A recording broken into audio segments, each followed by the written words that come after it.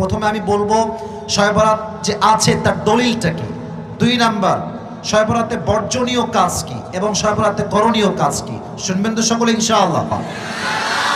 আচ্ছা, প্রথমে আসেন শবে বরাত আসলে কি।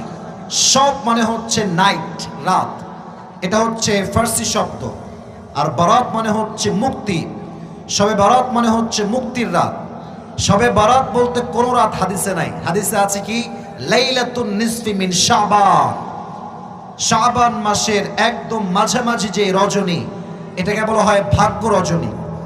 আচ্ছা, এটা যে আছে এভিডেন্সটা কি আমি খুব প্রেসাইজলি বলছি, বিকজ আমার তাফসীরটা করতে হবে, এটা আমার মূল আলোচনার বিষয় নয়। সো প্রেসাইজলি শর্টকাটে বলছি, প্রথম দলিল দিচ্ছি কোরআন থেকে। আল্লাহ তাআলা বলছেন ইন্না আনজালনাহু ফি লাইলাতিন মুবারাকাতিন ইন্না কুন্না মুনযিরিন ফিহা ইউফরাকু